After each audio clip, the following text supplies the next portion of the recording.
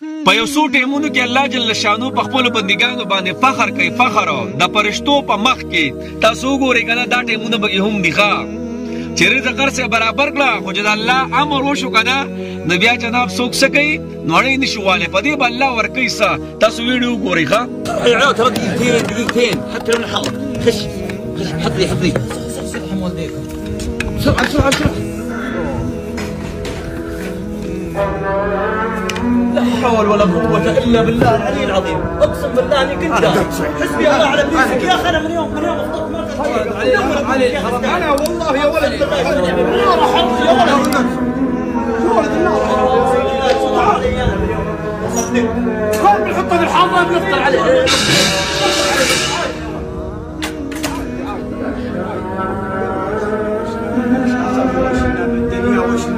بالحوش. ليه الحوش؟ ليه الحوش؟ العرب هنا يطبخون نفطر عليه بكره ان شاء الله.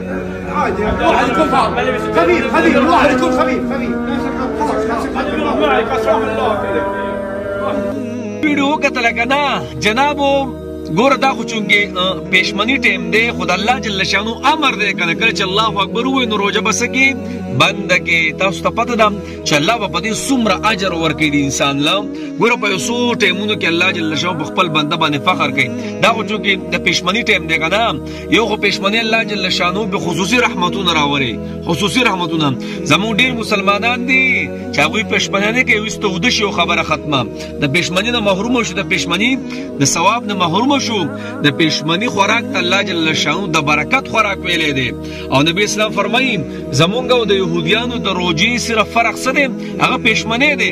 د الله بندګانو بعضې خلک پېشمنی نه کوي، پېشمنی کوي.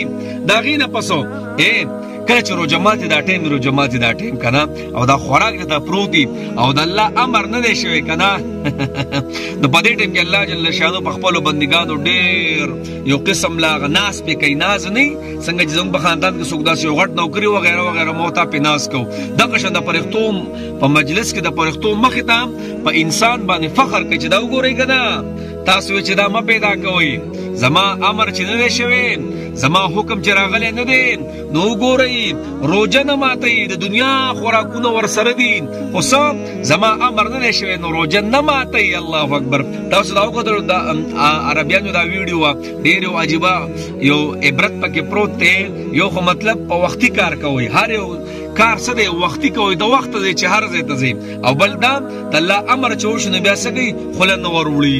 روژه ماتي په ټایم کې 10 لکه خلک الله جل شانو د جهنم نه خلاصوي. 10 لکه خلک. او کله چې د شب قدر شپه که نه الله اکبر کبیر، نو په دغه شپه چې څومره وروسته آزاد کړي په دغه شپه دومره آزادوي. نو زه وایم روژه نه ده، قسم دی د الله د سیړه مړه دا واګي مکمل سس کړي د رحمتونو دا که نه، جهنمونه بند شي، جنتونه کولاو شي. الله د په دې کې چې د چا بخشش ونه شي که نه، نبي اسلام فرمایي په چا روژه راله او د ده پکې بخشش ونه شو که نه، دا ډېر بدبخت انسان دی. نو جناب الله موږ له روژه راکړې، یو ښایسته میاشت راکړې ده، د غمخوارۍ میاشت ده. د ځان له بل له ترجیح ورکو، خپله خوراک کم کو بل له ورکو.